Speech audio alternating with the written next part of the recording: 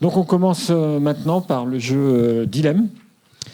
Et c'est Damien qui va pouvoir se présenter au micro, voilà, et nous expliquer. On va prendre un peu de temps pour essayer de comprendre les enjeux de ce jeu que j'ai moi pu découvrir par l'intermédiaire de mes étudiants qui sont venus me voir en disant on a découvert un jeu vraiment très intéressant au moment d'un événement. Et donc je voulais le mettre en lumière ce soir. Voilà, bienvenue. Alors bonjour tout le monde, bonjour à toutes et à tous et merci Olivier pour l'invitation. Alors je me présente, je m'appelle Damien Roch, je fais partie de l'association Crésus et comme le disait Olivier, ce soir j'ai l'occasion de vous présenter le programme, le jeu Dilemme. Alors le jeu Dilemme, on va aborder tout ce qui est gestion de budget. C'est-à-dire qu'en fait, l'éducation budgétaire en France, c'est un sujet qui est un peu paradoxal parce que c'est un sujet dont on ne parle pas beaucoup, alors que si je demande à toutes les personnes qui sont en live ou qui regardent la vidéo ou présentes ici, on a tous un budget à gérer, on va tous avoir un budget à gérer dans la vie de tous les jours.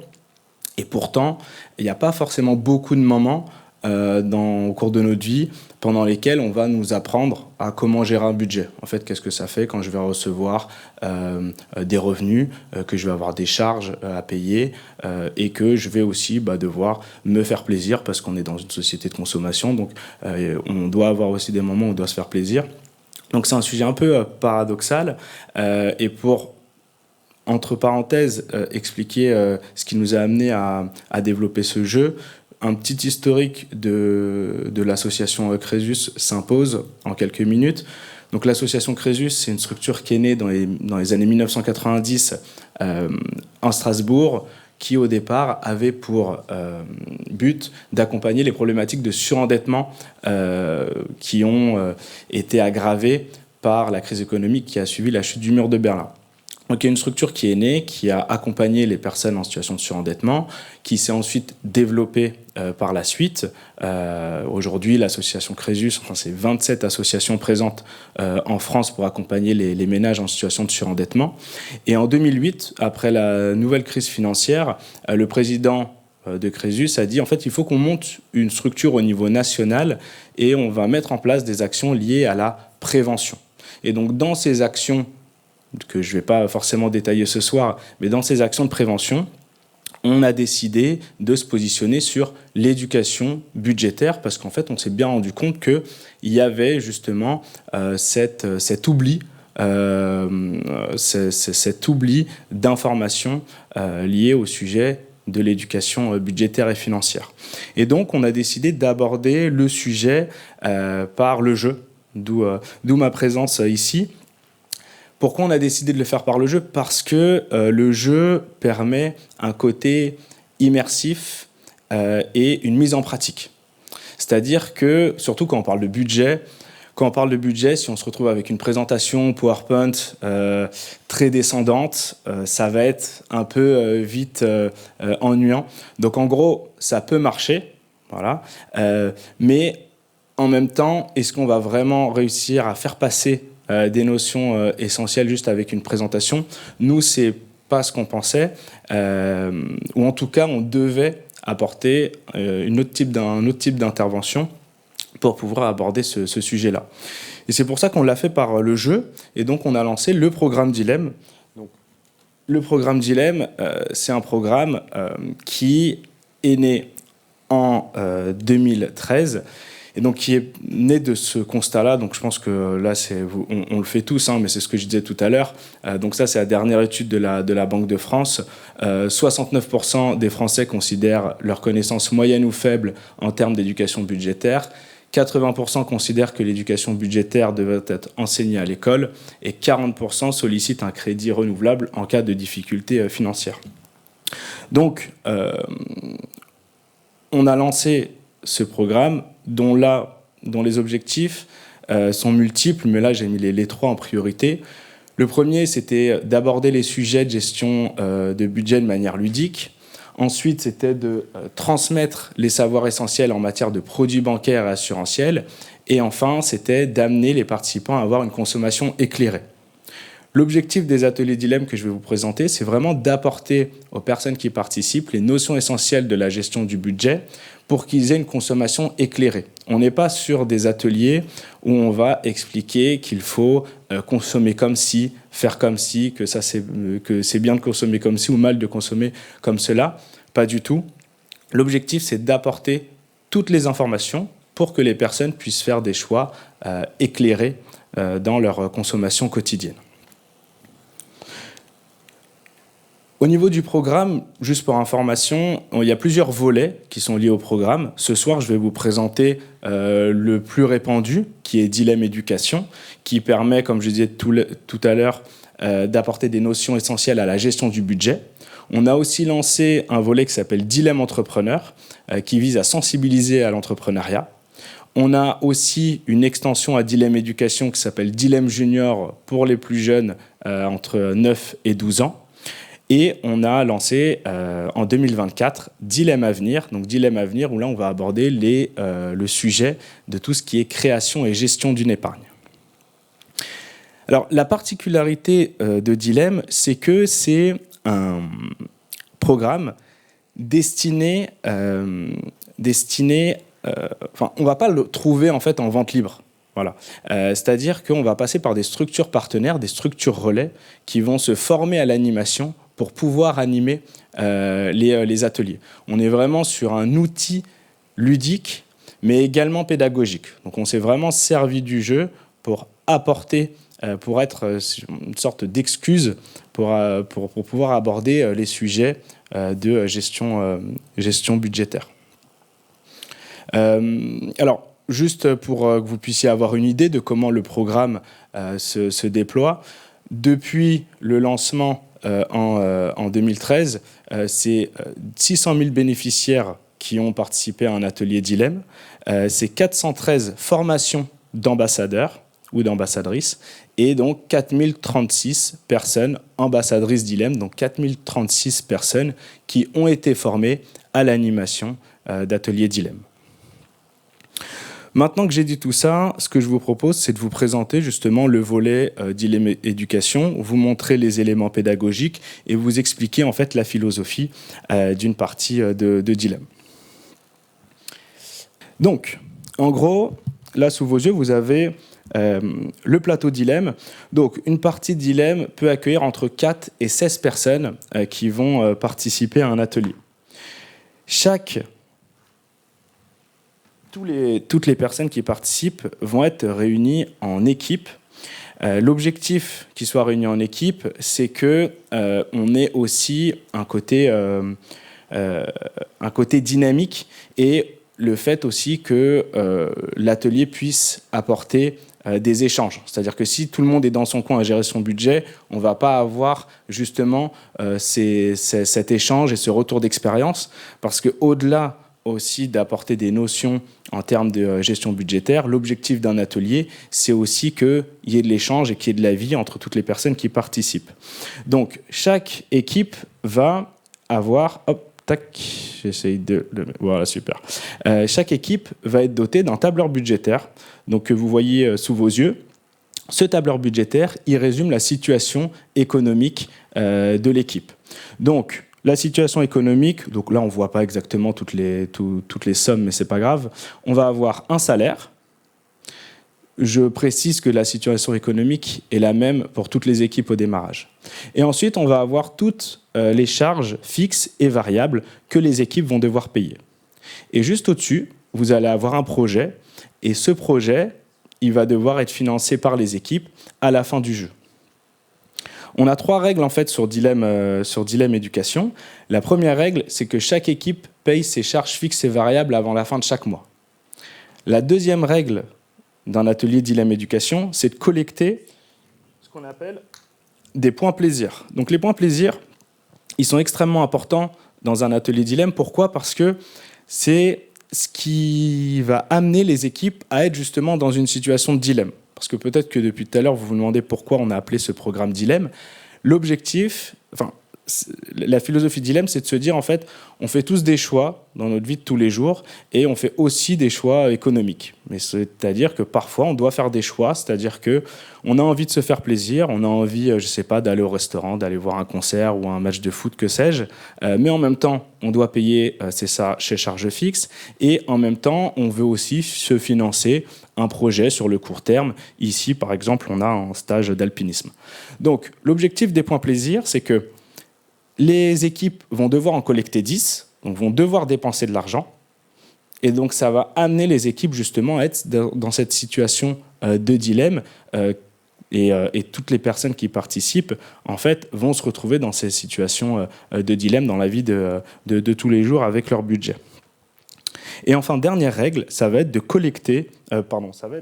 financer son projet. Donc là, comme je le disais, on est sur un stage d'alpinisme.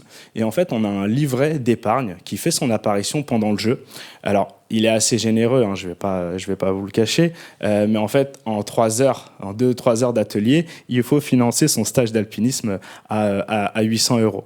L'objectif étant aussi de sensibiliser sur, en fait, entre guillemets, les bienfaits que peut apporter le fait d'épargner. Donc, que ce soit pour se faire un plus gros plaisir ou que ce soit aussi pour anticiper des dépenses inattendues. Donc, comme je le disais, une partie va durer 3 heures, entre 2 heures et 3 heures.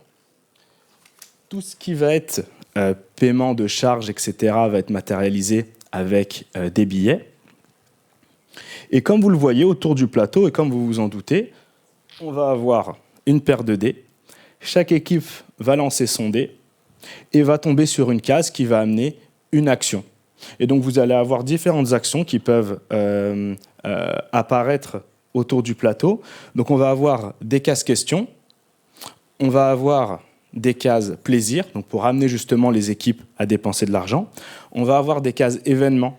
Alors, il faut savoir que souvent, quand je présente le jeu, on me dit « Ah, c'est un peu comme au Monopoly ». Non, c'est plutôt, si je devais faire le parallèle avec un jeu qu'on connaît assez bien, plutôt comme la bonne paye sur les événements. Donc on va avoir, voilà, les lunettes sont cassées ou d'autres choses plutôt chanceuses qui vont nous permettre d'avoir une somme d'argent qu'on n'avait pas anticipée. Et on va aussi avoir, vous voyez, des cases en rouge. Alors les cases en rouge, on va parler des impôts. Et on va également parler d'assurance ou de mutuelle, tout ce qui est case en vert. Il faut savoir que tout ce qui est assurance et protection, c'est des choses qu'on met forcément en avant pendant un atelier dilemme. C'est important de le rappeler que c'est un élément, dilemme est un outil pédagogique, et donc chaque atelier est préparé, et l'ensemble des cartes est préparé par les personnes qui animent pour mettre en place des scénarios. Je vous donne un exemple. Vous avez une case où chaque équipe peut souscrire à une mutuelle. Vous avez forcément une équipe qui va dire non, la mutuelle, ça sert à rien, j'en ai pas besoin. Vous pouvez être sûr que si la personne a bien préparé son atelier, la personne qui anime, l'équipe qui n'a pas pris de mutuelle, elle va comme par hasard avoir un événement. Et cet événement, c'est que ses lunettes seront cassées et qu'elle n'a pas de mutuelle.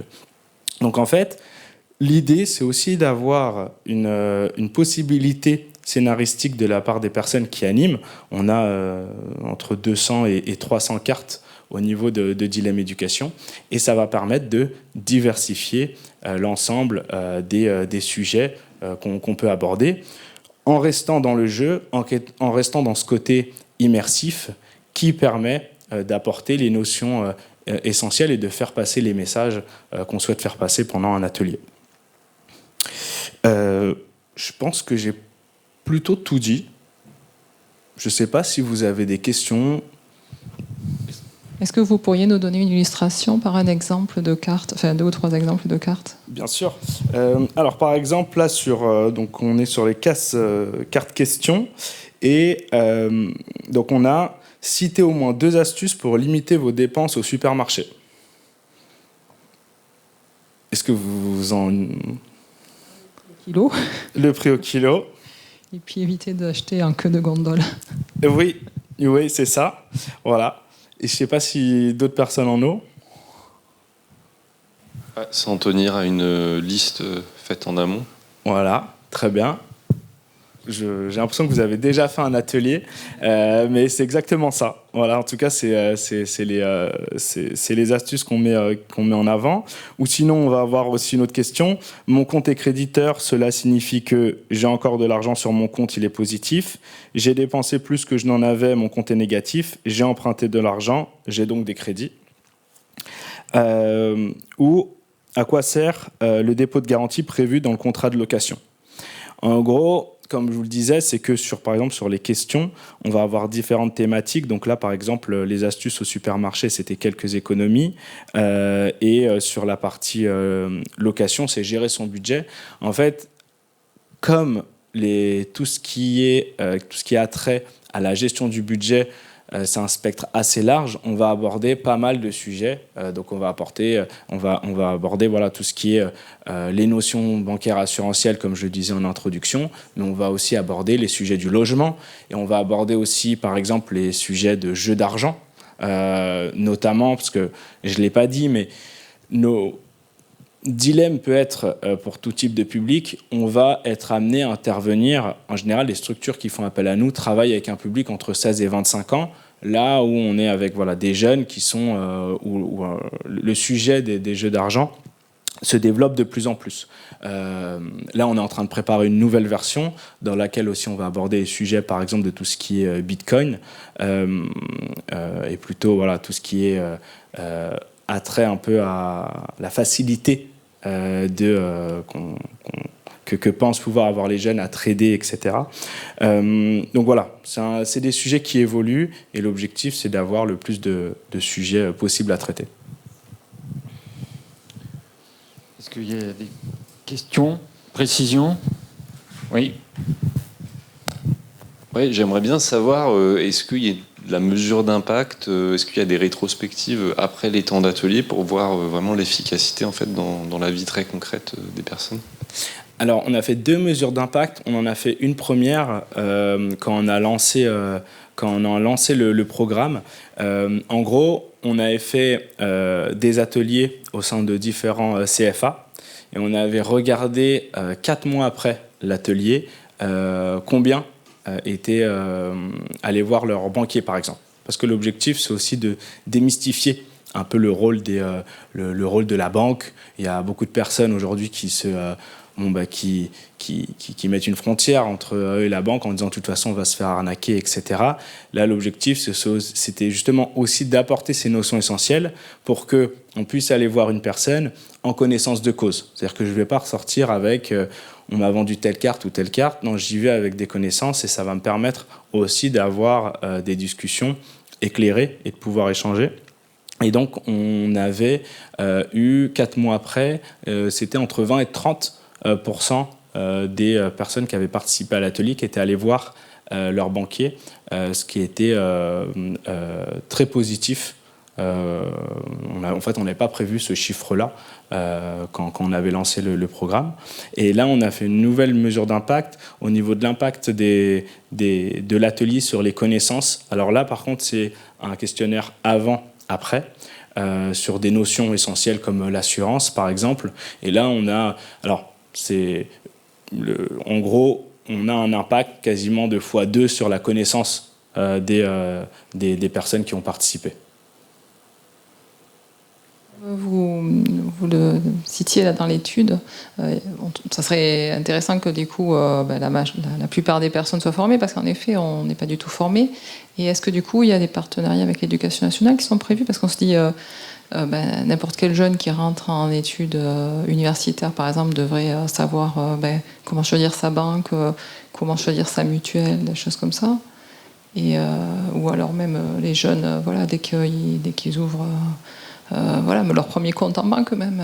Alors comment faire pour développer? Parce qu'en effet, il n'y a pas du tout de formation sur ce sujet. Alors, vous abordez un point extrêmement intéressant, c'est-à-dire que avec l'éducation nationale, on n'a pas de partenariat. L'éducation nationale étant un gros mastodonte, et le modèle de déploiement de dilemme, ça passe beaucoup par de la formation. Donc en gros, ce serait de la formation de professeurs qui ensuite animent dans les classes. Juste en termes d'organisation et de moyens humains, effectivement, aujourd'hui, on n'a pas eu l'opportunité de le faire. On espère vraiment pouvoir un jour le réaliser. Donc, au niveau des structures liées à la scolarité, on va plutôt intervenir au sein de CFA, qui ont une marge de manœuvre un peu plus élevée en termes de ce qu'ils peuvent faire sur des sujets entre guillemets annexes au programme défini. C'est intéressant ce que vous dites sur la partie des jeunes qui ouvrent un compte bancaire.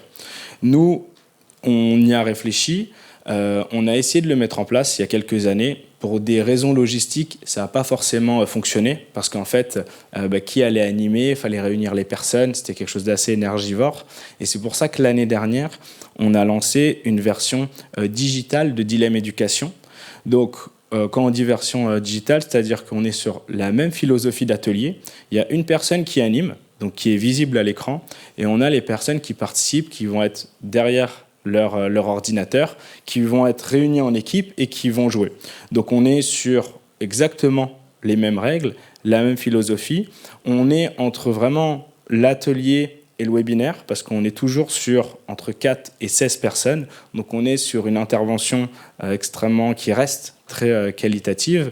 Et aujourd'hui, c'est justement un de nos objectifs d'embarquer nos partenaires bancaires et assurantiels dans cet outil pour qu'ils puissent le diffuser auprès de leurs jeunes clients.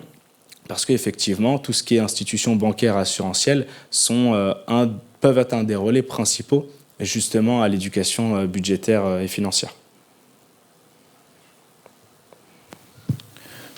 D'autres questions ? Moi, je voulais savoir, Damien, s'il était facile de trouver des ambassadeurs de Dilemme. Alors,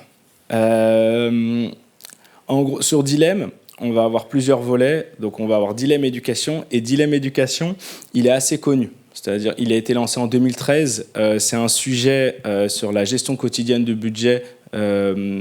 Beaucoup de structures s'intéressent à ce sujet-là et veulent justement proposer au public qu'elles accompagnent une solution. Donc, et il n'y a pas forcément beaucoup d'autres jeux liés à ça. Donc, on va être assez connu au niveau du bouche à oreille sur Dilemme Éducation. Donc, voilà, il y a pas mal de structures qui prennent contact avec nous. Après, sur tout ce qui est dilemme entrepreneur et dilemme avenir, là, on est sur des sujets un peu plus... Alors, soit dilemme avenir un peu plus poussé, et certaines structures avec lesquelles on travaille, du coup, c'est un sujet qui va être moins prioritaire, même s'il est quand même extrêmement important à nos yeux. Et dilemme entrepreneur, on va plus être aussi sur un sujet un peu plus de niche. Donc là, on va plutôt être en démarchage commercial sur ces volets-là, plutôt que sur dilemme éducation, voilà, qui est quand même assez connu sur ce sujet-là. Donc ça veut dire que si je suis responsable d'un CFA, je vais directement sur le site, sur quel site ? Sur le site de Dilemme, je tape Dilemme. C'est ça, dilemme.org. Dilemme.org, voilà. Et donc là, je vais découvrir je rentre en contact avec vous et vous allez mobiliser des ambassadeurs qui peuvent être éventuellement pas loin de mon CFA, soit. C'est ça, exactement, où on se déplace, ou sinon ce qu'on va proposer à la structure, c'est aussi de se former à l'animation. Donc D'accord. Si la structure a identifié un ou une professeure, ou même plusieurs, qui ont envie d'aborder ce sujet-là et qui sont à l'aise avec l'animation, la structure va pouvoir former ces personnes-là. Ça va durer une journée. Et ensuite, les personnes sont ambassadrices Dilemme. Elles le restent à vie. Donc si elles changent de structure, elles auront leur certificat d'ambassadeur Dilemme et elles pourront juste acheter un nouveau coffret par l'intermédiaire de leur nouvelle structure pour animer des ateliers. Alors peut-être un petit focus pour terminer sur le matériel. Vous avez donc un plateau avec différentes zones, c'est ça ? Exactement. Qui représente une ville. C'est ça. Donc là, on est sur... donc on a le tour du plateau. Donc là, les pions peuvent avancer. Et on peut également aller à l'intérieur du plateau. Donc les pions peuvent également aller à l'intérieur du plateau, prendre le métro ou le vélo selon le scénario de la personne qui anime. Juste, les équipes ne peuvent plus lancer 2 dés, mais c'est un seul dé une fois qu'elles sont à l'intérieur.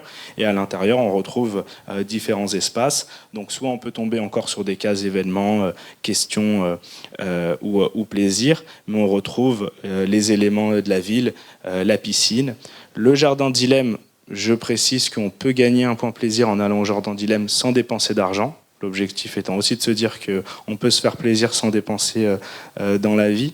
Voilà, on retrouve les restaurants, donc on retrouve l'intérieur de la ville via le milieu du plateau. D'accord. Et effectivement, ensuite, on a le reste du coffret pédagogique, mais composé en fait de duplicata de ce que je viens de vous montrer, donc le tableur budgétaire et le livret d'épargne, et les billets et le reste des questions. Juste tout à l'heure, Damien, tu as évoqué la réflexion sur une nouvelle version. Ça veut dire que vous êtes toujours en train de penser pour l'amélioration du produit, du concept. Là, on avait lancé, donc en 2015, on avait lancé la production de 2000 plateaux. Aujourd'hui, on arrive à la fin. Et donc, on va avoir la nouvelle version qui arrive mi-octobre. Et on va avoir du coup un plateau modernisé avec quelques nouvelles cases. Par exemple, on va avoir des événements collectifs et non plus des événements seulement individuels. Et on va avoir aussi des nouveaux sujets qu'on a mis en place. Sachant qu'on a déjà mis une mise à jour. On a déjà mis un lot de cartes mis à jour en 2019 pour mettre à jour des sujets. Pour l'anecdote, en fait, quand on a lancé le jeu en 2013, il y avait encore les locations de DVD. Donc en fait, si on reste avec ce type de sujet, on sort tout de suite on sort d'une réalité d'aujourd'hui. Donc là, on a mis à jour certains sujets, mais là, voilà, en octobre, on va vraiment avoir le nouveau plateau et le nouveau coffret pédagogique. Merci beaucoup pour cette présentation, Damien. Merci. Voilà, je trouve que c'est un super outil justement de sensibilisation à l'éducation budgétaire. C'est vrai que finalement notre pays pense assez peu cette question-là. Je crois qu'en tant qu'enseignant, et à la fois dans l'enseignement primaire, l'enseignement secondaire, on a une sorte de tabou autour de cette thématique d'argent qui est quand même notre réalité quotidienne.